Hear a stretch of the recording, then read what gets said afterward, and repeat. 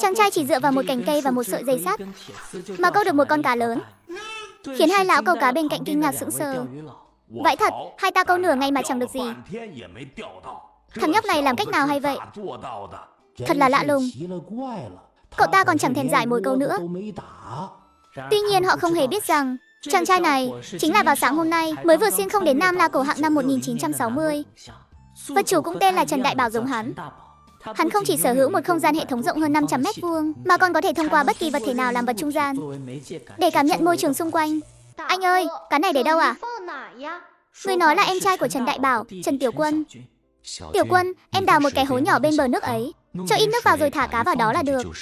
Ha ha ha ha, chàng trai trẻ. Cá của các cháu cứ để vào xô của bác đi. Lúc nào về thì hãy lấy đi. Nhóc con, cháu cũng khá đấy chứ. Thế này mà cũng câu được cá. Hi hi, Trần Đại Bảo nhìn cần câu và xô nước của bác ấy, đảo mắt một vòng, trong lòng nảy ra ý định. Bác ơi, cháu câu thêm một con nữa, dùng hai con cá đổi lấy cần câu và xô của bác được không? Ha ha ha, thế chẳng phải bác đang chiếm hời của cháu sao? Thế này đi, lát nữa nếu cháu câu được thêm cá, bác sẽ tặng cháu nửa cân phiếu lương thực. Dạ vâng, cảm ơn bác. Bác cứ chờ xem nhé. Trần Đại Bảo men theo cần câu, dùng ý thức cảm nhận tình hình dưới nước. Một lát sau lại câu được một con cá mè nặng khoảng 1 cân. Bác ơi, hai con cá này đều cho bác hết. Ông cụ nhìn thấy hai con cá này, cười hớn hở đến hít cả mắt, lấy ra nửa cân phiếu lương thực và 3 hào tiền, đưa cho Trần Đại Bảo. Chàng trai, khá lắm. Bác coi như đã chiếm hời của cháu rồi. Những thứ này đều thuộc về cháu đấy. Cá thì bác mang đi đây. Cháu cảm ơn bác. Lão Trần, ông cũng nhường lại cho tôi một con đi. Chỉ cần con nhỏ kia là được rồi. Lũ trẻ ở nhà đang đợi ăn thịt đấy. Hừ, lão Vương này, ông đừng có mà mơ. Nhà tôi cũng có tận 3 đứa cháu nội đây. Như đây còn chẳng đủ ăn nữa là. Ha ha. Vài phút sau, Trần Đại Bảo lại câu lên được một con cá chép nặng tầm 1 ký. Chàng trai à, ta dùng 1 cân phiếu lương thực đổi con cá này của cháu được không?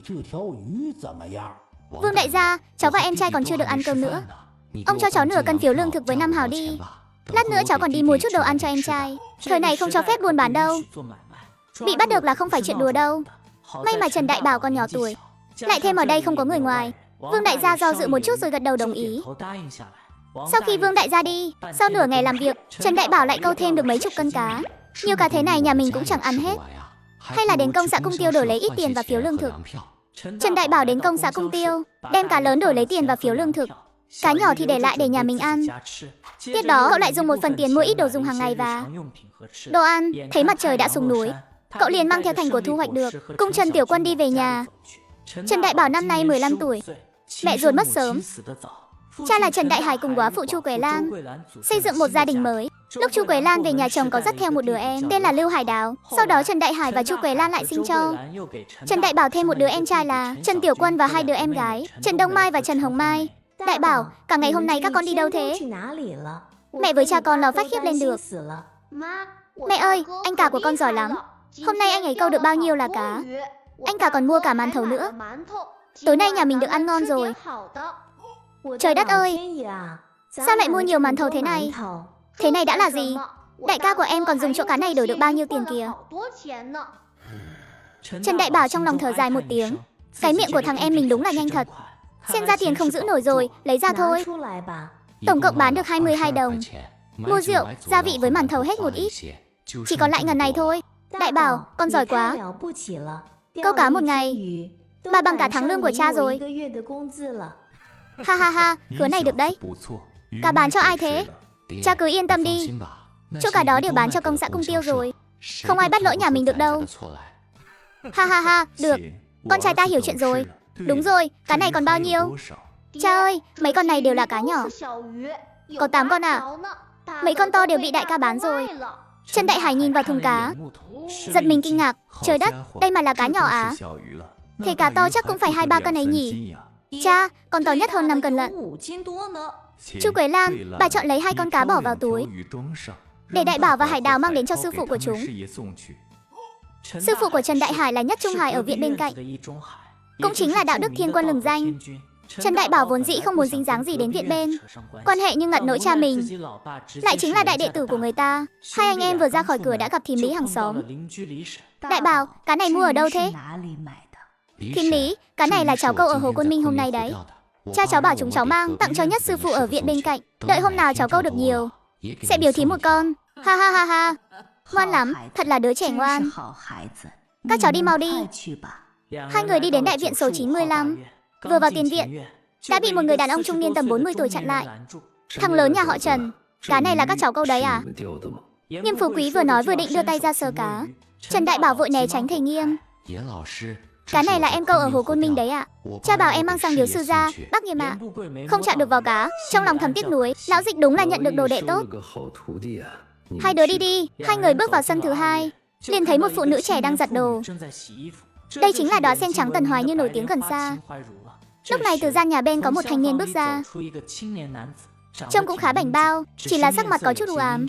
Đại Bảo, cha cháu lại gửi đồ ăn cho sư phụ à? Người này là chồng của Tần Hoài Như, cũng là sư đệ của ông ấy, Giả Đông Húc. Chú Giả, là cha bảo cháu mang tới ạ. Trần Đại Bảo nói xong, liền không thèm dây dưa với nhà này nữa. Chẳng có ai là hạng tốt lành gì, tốt nhất cứ tránh xa ra. Cuối cùng cũng đến nhà Nhất Trung Hải. Nhất đại bà thấy hai đứa vào, vội vàng đon đã đón lấy. Đại Bảo, Hải Đào, sao hai đứa lại mang đồ ăn sang nữa rồi? Sư nương, hôm nay cháu câu được mấy con cá, mang hai con sang biếu sư nương và sư phụ nếm thử ạ. Ha ha ha, thật là đứa trẻ ngoan. Cha cháu thật có lòng. Trung Hải ơi, Đại Bảo mang đồ sang biếu ông này, ha ha ha. Nhất Trung Hải từ trong nhà bước ra, vừa đi vừa cười nói, đứa trẻ ngoan. Cảm ơn hai đứa nhé. Đúng rồi bà nó, bà mang một con cá này sang biếu Long Lão Thái Thái đi. Hôm qua tôi còn nghe bà cụ bảo cả tháng trời chưa được miếng thịt nào vào bụng. Chúng ta giữ lại một con là đủ rồi. Cái ông Nhất Trung Hải này, sao so với phiên bản mình xem trên tivi lại không giống nhau mấy. Lúc rời khỏi nhà Nhất Trung Hải, Nhất đại bà còn lấy cho hai đứa ít lạc. Hai anh em về đến nhà, Trần Đại Bảo thấy Trần Đại Hải đang uống rượu, liền lấy lạc ra để lên bàn, thêm cho cha một món nhắm rượu. Ha ha ha, Đại Bảo, hai đứa về rồi đấy à? Trần Đại Bảo thấy cha mình vui vẻ, liền nhân cơ hội đề nghị muốn đi chợ đen. Cha ơi, tối nay con muốn đi xem thử chợ đen thế nào. Sau này con sẽ câu được rất nhiều cá, cũng có thể đổi được một ít tiền. Nhưng nhà mình lại không có lương phiếu, con muốn đi xem tình hình thế nào. Trần Đại Hải do dự một lúc, hay là để cha đi cùng con nhé. Một mình con đi cha không yên tâm chút nào, để ông bà nội mà biết được, chắc lột da cha mất. Không được đâu. Đại Bảo à, chỗ đó nguy hiểm lắm. Con mới là một đứa trẻ, không được đi. Cha ơi, con chỉ là một đứa nhóc trai trai thôi, chẳng ai để ý đâu mà. Cha không được đi đâu đấy. Cha là công nhân chính thức, lỡ như bị bắt được, chuyện đó không phải đùa đâu. Đại Bảo nói cũng có lý. Nhà nó à, ông không được đi đâu. Ăn cơm tối xong, Trần Đại Bảo đi về phía chợ đen. Gần đến lối vào chợ đen, có một thanh niên chặn cậu lại. Đứng lại, trước khi Trần Đại Bảo đi chợ đen, cậu đã ghé qua công viên Bắc Hải, tìm một góc không có người, lấy cần câu từ trong không gian ra, sau đó quăng chỉ ra thật xa giữa dòng nước, dùng ý niệm thu thập hết cá, toàn bộ bỏ vào trong không gian. Chỉ một lát sau, trong không gian đã đầy ắp cá. Đến khoảng 11 giờ đêm, Trần Đại Bảo đi bộ đến chợ đen. Đứng lại, ngươi đến mua hay bán? Bày sạp trong chợ đen là phải nộp phí đấy. Trần Đại Bảo xòe tay cho hắn kiểm tra. Tôi không có đồ để bán. Người đàn ông mới cho cậu vào. Trần Đại Bảo đi dạo thong dong. Không gian của cậu có thể trồng trọt. Cậu muốn đổi lấy một ít hạt giống, tìm mãi mới thấy một người bán lúa. Chị ơi, lúa này chị bán thế nào? Nhóc em à, lúa này chị không bán, chỉ đổi lấy lương thực thôi. Đổi thịt sao? Lương thực và thịt thì tôi không có. Tôi có ít cá. Ông có đổi không? Phải là cá lớn trên 4 cân nhé. Sắp nhỏ ở nhà đang thèm thịt rồi. Thôi được rồi, tôi cũng ngồi đây nửa ngày rồi. 5 cân cá đổi lấy 2 cân lúa nhé. Được. Ông đợi tôi ở đây, tôi đi lấy cá. Trần Đại Bảo đi đến một con ngõ vắng người, lấy từ trong không gian ra một con cá chấm cỏ nặng hơn 5 cân, rồi đi ra ngoài. Trên đường về đi ngang qua một sạp bán khoai tây. Cậu em, chỗ tôi có khoai tây này. Một con cá như này đổi 7 cân khoai tây nhé. Hi hi, được, bác đợi cháu đổi xong lúa đã. Trần Đại Bảo dùng cá đổi lúa với người phụ nữ, sau đó lại lấy ra một con cá nữa, đến sạp khoai tây đổi với người đàn ông. Cậu em, chỗ tôi còn ít hoa quả, cậu có muốn lấy không? Có những loại của gì à? Miền Bắc mình thì có của gì đâu. Giờ chỉ có ít táo với hồng thôi. Cháu chỉ cần một của táo với một của hồng thôi. Để cháu trả bằng tiền nhé. Thôi, mấy thứ này đều là nhà chồng được. Tặng cậu đấy không lấy tiền đâu. Cảm ơn anh nhé. Có cách nào kiếm được ít lúa mì không anh? Nhà tôi có một ít lúa mì, chỉ là không còn nhiều lắm. Mai tôi mang tới cho cậu. Được. Cháu chỉ cần 1 cân là đủ dùng rồi. Mai cháu qua tìm anh. Trần Đại Bảo thấy bên cạnh có sạp trống, liền lấy mấy con cá ra bày bán. Chẳng mấy chốc đã bán sạch bách. Tổng cộng thu được 163 đồng. Trần Đại Bảo rời khỏi sạp hàng, tìm đến một người chuyên bán phiếu. Đại ca, chỗ anh có những loại phiếu gì? Chỗ tôi phiếu gì cũng có. Nói xem cậu cần loại nào. Trần Đại Bảo dùng hơn 50 đồng mua phiếu lương thực, phiếu thịt và phiếu bánh ngọt, phiếu rượu, phiếu thuốc lá và phiếu vải. Chàng trai, cậu khá có thực lực đấy. Khi Trần Đại Bảo định đi ra ngoài, thì đột nhiên thấy có người bán trứng gà, mua trọn luôn cả giỏ trứng đó. Trần Đại Bảo về đến nhà, mọi người trong nhà đều đã ngủ say. Cậu đặt giỏ trứng lên bàn bếp, sau đó bới ít cho củi từ trong lò ra, thu vào trong không gian. Cậu dùng sức mạnh không gian cắt khoai tây ra thành từng miếng, dùng cho củi để kích cho đống khoai tây này mầm. Tiếp đó vùi chúng xuống luống đất, lại trồng thêm mỗi loại trái cây 1 hạt thóc. Chỉ đành đợi đến ngày mai thôi. Bây giờ cậu không có sẵn nhiều nước đến vậy. Ngày hôm sau, Trần Đại Bảo ngủ dậy rồi đi vào bếp. Đại Bảo, đống trứng này là con mang về đấy à? Hôm qua con lại ra Bắc Hải câu cá, con dùng cá đổi lấy đống trứng này đấy mẹ. Sau này nhà mình cứ hễ có điều kiện, cố gắng mỗi sáng mỗi người đều được ăn 1 quả trứng. Việc này cứ để con lo. Đại Bảo nhà mình giỏi thật đấy. Có điều trứng bây giờ là đồ hiếm, nhà mình cũng không cần ngày nào cũng ăn đâu. Lâu lâu ăn một bữa cải thiện là tốt rồi. Lúc ăn sáng, cả nhà ăn trứng cùng cháo rau dại. Ai nấy đều lộ vẻ vô cùng mãn nguyện. Các con à, các con được ăn trứng là phải cảm ơn anh cả đấy. Sau này đứa nào dám không nghe lời anh cả, mẹ vả cho lệch mồm luôn. Ha ha, Đại Bảo là anh cả, thương các em là chuyện nên làm. Đúng rồi Đại Bảo, hôm qua con đi chợ đen, thấy thế nào? Ở đó cá bán chạy lắm.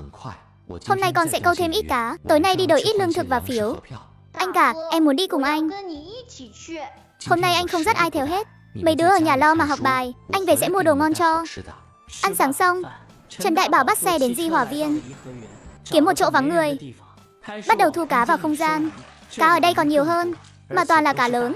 Chẳng mấy chốc cá trong không gian lại chất thành núi. Anh lại thu thêm lúa gạo trong hồ vào, trong không gian đem hạt giống lúa rải lên trên. Không ngờ còn thu được một chiếc vòng vàng, trên đó còn khảm cả đá quý, kiểu dáng cũng vô cùng tinh xảo. Còn có một miếng ngọc bội nữa, chẳng biết là của vị quý nhân tiền triều nào đánh rơi. Hôm nay thế này thôi, phải để lại ít cá cho mấy ông bạn câu khác nữa. Ha ha ha, Trần Đại Bảo đi tới công xã Cung Tiêu, bán 50 cân cá, thu được 25 đồng. Lại dùng phiếu bánh ngọt và 2 đồng mua ít bánh lữ đà cồn và bánh yêu thiệt bính. Lúc quay về đến sân, vừa vặn gặp em trai Lưu Hải Đào. Hải Đào cầm lấy lát nữa chia cho các em cùng ăn. Cảm ơn đại ca. Thằng bé Hải Đào này cũng thật đáng thương. Theo chú Quế Lan bước chân vào nhà họ Trần, lúc mới tới còn bị Trần Đại Bảo bắt nạt. Từ nhỏ đã hình thành tính cách khép nép cẩn thận.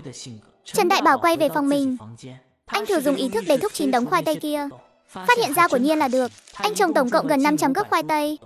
Sau khi thúc chín được gần 350 gốc, anh phát hiện ra miếng ngọc bội trong không gian đã biến mất. Vãi trưởng, chẳng lẽ dùng ý thức thúc chín là phải tiêu hao ngọc thạch? Phen này lỗ nặng rồi. Anh lấy 2 củ khoai tây lớn đi vào bếp, thấy chú Quế Lan đi làm về đang nấu cơm. Đại Bảo đói rồi hả con? Đợi chút nhé, sắp xong rồi đây. Con không đói. Con có 2 củ khoai tây ở đây. Sao thêm món khoai tây sợi chua cay đi ạ? Ngoài ra con còn một chiếc tem và 20 đồng. Mẹ cũng cầm lấy đi. Đại Bảo ngoan lắm. Mẹ đang lo nhà mình sắp hết. Dầu ăn đây. Sau khi ăn tối xong, Trần Đại Bảo lại tới cổng chợ đen. Người canh gác rõ ràng đã nhận ra anh. Tiểu đệ là cậu à? Anh ơi, cho em có 500 cân cá. Toàn là cá lớn trên 3 cân thôi. Cậu có lấy không? Tất nhiên là lấy rồi. Cậu đợi ở đây một chút, để tôi đi gọi đại ca của chúng tôi qua đây. Một lát sau, người đó dẫn một người có dáng vẻ đại ca đi tới. Tôi là người quản lý ở đây. Tôi họ Ngô, cậu cứ gọi tôi là anh Ngô là được. Cậu có cá muốn bán à? Anh Ngô, cho em có 500 cân cá. Con nhỏ nhất cũng trên 3 cân. Con lớn nhất nặng 10 mấy cân. Các anh có lấy không? Tất nhiên là lấy rồi. Cá của cậu đều khá lớn. Mỗi cân tính giá 1 đồng 1 hào. Tôi lấy hết. Anh Ngô thật sảng khoái. Đúng rồi, em còn có 1000 cân khoai tây. Toàn là khoai tây lớn từ nửa cân trở lên. Cái này các anh cũng lấy chứ? Lấy chứ, chỉ cần là đồ ăn được. bây giờ đều là hàng hiếm cả. Khoai tây giá 7 hàng 1 cân. Thu mua giá đó được không? Được ạ anh Ngô. Hợp tác vui vẻ, Trần Đại Bảo đã bán hơn 500 cân cá và hơn 1.000 cân khoai tây. Tổng cộng thu được 1.261 tệ. Ha ha, mình bây giờ là người có tiền ở thời đại này rồi. Tiếp đó Trần Đại Bảo đi đến chợ đen, tìm được người hôm qua đổi khoai tây cho mình. Cậu em, cậu đến rồi. Đây là 1 cân lúa mạch. Đại ca, đây là 1 con cá lớn nặng 4 cân. Em dùng cái này để đổi nhé. Được không? Quá được luôn ấy chứ. Cảm ơn cậu em nhé. Chỗ tôi còn có ít hạt giống ngô. Cậu có lấy không? Lấy chứ, anh có bao nhiêu? Trần Đại Bảo mừng rỡ vô cùng. Mùa này ngô vẫn chưa chín mà. Trên thị trường cũng không có hạt giống ngô. Tôi có 5 cân hạt giống ngô. Nhưng tôi không lấy cá nữa. Cần 20 đồng tiền mặt. Được, cầm lấy này. Cậu nghĩ thầm mình nên mua thêm một chiếc xe đạp. Liền đi tìm đại ca phe vé. Có phiếu xe đạp không? Có, 60 đồng 1 tờ. Lấy tôi 1 tờ, tôi muốn thêm 10 phiếu giày. Phiếu rượu và thuốc lá mỗi loại 40 tờ. 3 cân phiếu kẹo sữa thỏ trắng, 5 cân phiếu đường trắng. Gửi anh tổng cộng là 103 đồng. Sáng hôm sau khi Trần Đại Bảo thức dậy, Chu Quế Lan và Trần Đại Hải đã đi làm rồi. Đại ca, mẹ để lại trứng với bánh nướng với cháo loãng cho anh đấy. Anh mau ăn đi. Chờ anh ăn cơm xong, anh sẽ dẫn mấy đứa đi trung tâm bách hóa chơi. Đại ca, anh tốt quá. Ăn sáng xong, Trần Đại Bảo dẫn theo mấy đứa nhỏ đi về phía phố Vương Phủ Tỉnh. Trên đường thì gặp Tần Hoài Như đang đi mua thức ăn. Đại Bảo à, nghe nói dạo này cháu câu cá giỏi lắm. Hôm nào đi câu cá nhớ dẫn dì theo với nhé. Gia đình Trần Đại Bảo vừa chuẩn bị ăn sáng thì em họ Lâm Huy đã đến tìm Trần Đại Bảo chơi. Lâm Huy chỉ kém Trần Đại Bảo có 2 tháng. Từ nhỏ cậu ta đã là cái đôi của Trần Đại Bảo rồi. Anh, nhà anh được ăn cả trứng cơ à? Tiểu Huy, mau ngồi xuống cạnh anh cháu đi. Để dì xới cơm cho. Chẳng cần hỏi cũng biết. Tầm tuổi này ở nhà chắc chắn là ăn không đủ no. Tiểu Huy, hôm nay đi Di Hòa Viên câu cá với anh đi. Em cũng lớn rồi, đừng có suốt ngày lông bông nữa. Giúp cô chú một tay, gánh vác bớt áp lực trong nhà.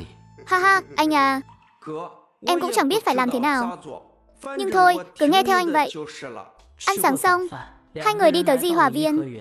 Trần Đại Bảo bảo Lâm Huy ngồi dưới hòn non bộ câu cá, còn mình thì chạy sang phía khác bắt đầu thu cá.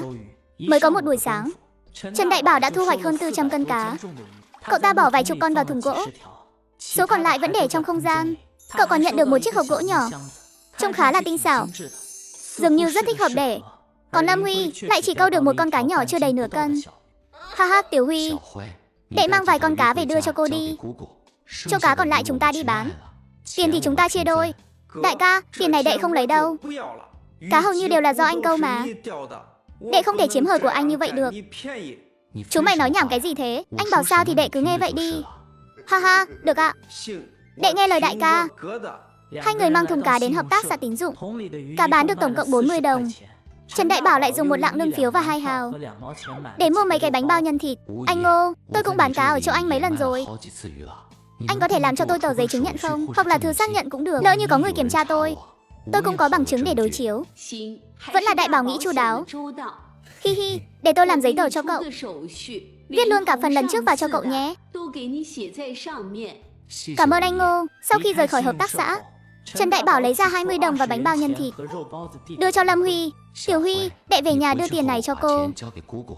Không được lén giữ làng của riêng đâu đấy. Lỡ như anh và cô đối soát không khớp thì đừng trách anh tác động vật lý nhé. Ha ha, đại ca cứ yên tâm đi. Trần Đại Bảo về đến nhà, phát hiện lúa trong không gian đã chín hẳn. Cậu dùng sức mạnh không gian thu hoạch lúa, giữ lại 2 cân làm hạt giống, số còn lại đều đem đi sát vỏ. Tổng cộng thu được 240 cân gạo. Cậu lại đem nghiền nát hết chỗ ngô, thu được 20 cân bột ngô nguyên chất. Chỗ bột ngô này không hề lẫn lõi. Trong thời đại này, nó còn mịn hơn cả bột mì trắng của nhiều nhà khác. Tối nay làm cơm trắng cho mọi người nếm thử. Trần Đại Bảo xuống bếp nấu một nồi cơm lớn, lại cho thêm phần vịt quay hôm qua vào nồi. Sau đó cắt thêm 4 củ khoai tây vào hầm cùng. Anh cả, trong nồi anh đang nấu món gì vậy? Thơm quá đi, anh nấu cơm trắng cho cả nhà đây. Tối nay chúng ta ăn khoai tây kho với cơm trắng. Anh cả, lâu lắm rồi em không được ăn cơm trắng. Đến giờ cơm tối, Trần Đại Hải và Chu Quế Lan nhìn thấy bát cơm trắng tinh, đều cảm thấy rất kinh ngạc. Con trai, cậu này ở đâu ra thế? Việc nói dối đối với Trần Đại Bảo bây giờ Chỉ là chuyện mở miệng là xong. Là một người anh em con quen ở chợ đen lần trước đã cho con một túi nhỏ để nhà mình ăn thử. Nếu ngon, con sẽ dùng số cá câu được hôm nay để đổi thêm ít gạo về cho nhà mình. Haha, cậu này tốt thật đấy. Không chỉ không có hạt gạo vụn, mà ngay cả hạt cát hay vỏ trấu cũng chẳng thấy đâu. Con trắng này ngon quá đi mất. Ngay cả trước đây, tôi cũng chưa bao giờ được ăn loại gạo nào ngon thế này. Nhà chú Quế Lan ngày xưa cũng thuộc diện khá giả. Hồi nhỏ bà ấy đã từng được ăn không ít đồ ngon. Anh cả, em ăn cơm này. Không cần thức ăn cũng có thể đánh chén sạch 3 bát. Thật sự là quá ngon luôn. Quế Lan, em lấy cho anh bình rượu còn thứ hôm qua ra đây. Món khoai tây kho này cũng ngon nữa. Mùi ngon thế này mà không có rượu thì phí quá, haha. Đại Hải à, mấy ngày nay em cứ như đang nằm mơ vậy. Trước đây có cháo rau dại ăn no là em đã tạ ơn trời đất lắm rồi. Giờ thì nhà mình đã được ăn cả cơm trắng rồi. Đúng rồi, mấy đứa nhỏ ra ngoài không được nói bậy đâu đấy. Đừng có rước họa về cho anh cả của các con. Ăn cơm tối xong, Trần Đại Bảo lại đến chợ đen như thường lệ. Cậu bán hết số cá trong không gian cho Ngô lão đại. Lần này bán được 660 tệ. Sau đó cậu đi dạo một vòng quanh chợ đen, mua một ít bí đao, trứng vịt và hành gừng tỏi. Tiếp đó cậu lại tìm đến anh trai phe vé. Anh mang hết tất cả các loại phiếu ra đây, để tôi xem có thứ gì tôi hứng thú không. Gã phe vé này đã giao dịch với cậu vài lần rồi. Tất nhiên nhận ra đây là một khách hàng lớn. Ông ta hớn hở lôi ra một xấp phiếu. Haha tiểu huynh đệ, cậu cứ chọn thoải mái, tôi chắc chắn sẽ để cậu giá ưu đãi. Trần Đại Bảo chọn một lúc lâu, cuối cùng chọn ít phiếu rượu và thuốc lá, phiếu lương thực, phiếu thịt, phiếu vải, phiếu dầu, thậm chí còn có cả phiếu đèn pin. Cậu cũng chọn 2 tờ, lại chọn thêm 4 tờ phiếu giày. Được rồi, lấy chỗ này đi. Tiểu huynh đệ, lần này cậu mua nhiều. Chỗ này tổng cộng 112 tệ. Cậu đưa 110 tệ là được. Trần Đại Bảo tiếp tục dạo quanh chợ đen. Bỗng nhiên cậu thấy trên sạp hàng có vài món hàng nóng. Đại ca, mấy món đồ chơi này bán thế nào? Tiểu huynh đệ, đây là loại 8 bát đại cái, mới 70%, giá 65 tệ. Bên cạnh là món bán tự động ga dân, giá 115 tệ. Khẩu bơ dâu ninh 80% kia giá 100 tệ. Có kẹo không? Một món đi kèm 100 viên kẹo. Muốn mua thêm thì 5 xu một viên. Vậy tôi lấy món bán tự động với khẩu bơ dâu ninh kia. Lấy thêm cho tôi 500 viên kẹo nữa. Tiểu huynh đệ, tổng cộng hết 265 tệ. Cậu đưa 260 là được. Trần Đại Bảo tìm một con hẻm vắng, thu hết đồ chơi và kẹo vào không gian. Nghĩ bụng mình còn phải đi làm giấy phép, sau này có thể đi săn rồi. Trong lòng cậu thầm phấn khích, sau này thỉnh thoảng có thể đổi vị đồ rừng rồi. Hôm sau, Trần Đại Bảo đang nấu cháo trong bếp. Chú Quế Lan đi vào. Đại Bảo à, chỗ gạo và ngô này, mì đều là con mang về hết sao? Trứng vịt cũng đổi ở chợ đen à? Vâng thưa dì, hôm nay nhà mình ăn cháo với trứng vịt. Sau đó Trần Đại Bảo lấy ra 3 cân phiếu và 50 tệ, đưa cho chú Quế Lan. Dì ơi, hôm nay mọi người nghỉ ngơi, đi mua ít xì dầu và dầu ăn nhé. Con thấy trong nhà không còn nhiều nữa, sau này mình cứ đóng cửa lại ăn vụng thôi. Các em đang tuổi ăn tuổi lớn, ăn không đủ chất là không được đâu. Có người mẹ nào mà không thương con mình chứ? Chú Quế Lan nghe thấy những lời này thì mừng đến mức sụt sùi nước mắt. Đại Bảo, con ngoan của mẹ. Kiếp trước mẹ đã tích đức gì không biết, kiếp này mới gặp được hai cha con. Ngày lành tháng tốt của nhà mình vẫn còn ở phía sau mà. Đại Bảo, con lại đây chút. Cha. Cha gọi con à? Cha thấy trong bếp có bao gạo to, cũng phải 70-80 cân rồi. Cha muốn gửi một ít cho ông bà nội của con, rồi để mẹ con mang thêm một ít về nhà ngoại nữa. Họ đều ở nông thôn, thời buổi này không biết cuộc sống khó khăn thế nào đâu. Chuyện của ông bà nội cha cứ để con lo, con đã chuẩn bị xong hết rồi. Cha cứ để mẹ mang gạo về bên đó đi. Lương thực này con có cách kiếm được. Đúng rồi, lát nữa con đi mua thêm ít thịt, để mẹ mang về luôn thể. Ha ha ha, con trai ngoan. Trần Đại Hải vào bếp kể lại chuyện này với chú Quế Lan. Một lúc sau, tiếng khóc của chú Quế Lan lại càng lớn hơn. Hải Đào và Tiểu Quân nghe thấy tiếng khóc, không biết đã xảy ra chuyện gì. Nhị ca, anh đi hỏi xem có phải ông ngoại mình hẹo rồi không. Đừng có nói bậy, ông ngoại chưa có bay màu, mẹ khóc vì vui quá thôi. Vui mà sao lại khóc được nhỉ? Trần Đại Bảo đi đến một con hẻm vắng. Cậu lấy bao tải ra đựng 4 con cá lớn, rồi khoác khẩu đồ chơi lên vai. Tiếp đó đi đến văn phòng khu phố. Trần Đại Bảo đi thẳng vào văn phòng chủ nhiệm, đặt cái bao tải ở ngay cửa, rồi thản nhiên ngồi xuống ghế. Cô nhỏ, con đến tìm cô làm cái giấy phép sử dụng đồ chơi đây. Trời đất, cái thằng quỷ này làm cô giật cả mình. Đúng rồi, hôm qua Tiểu Huy về đưa cho cô 20 tệ. Nó bảo là tiền hai đứa kiếm được. Có thật không đấy? Cô yên tâm đi. Hôm qua con với Tiểu Huy câu được hơn 40 con cá, trừ mấy con nhỏ để lại nhà cô. Còn lại con đem bán cho công xã Cung Tiêu hết rồi. Con có cả giấy chứng nhận đây này. Trần Đại Bảo và cô nhỏ Trần Mai vốn rất thân thiết. Từ nhỏ mẹ Trần Đại Bảo không đủ sữa, nên đã bú nhờ sữa cô nhỏ suốt hơn nửa năm trời. Chỉ cần tiền của các cháu là từ nguồn chính đáng, thì cô nhỏ yên tâm rồi. Đúng rồi, giấy phép đồ chơi cần làm ở đồn công an. Đi, cô nhỏ đưa cháu qua đó. Trên đường đến đồn công an, Trần Mai lo lắng hỏi: Đại Bảo, món đồ chơi này cháu lấy ở đâu ra vậy? Cháu cần đồ chơi để làm gì?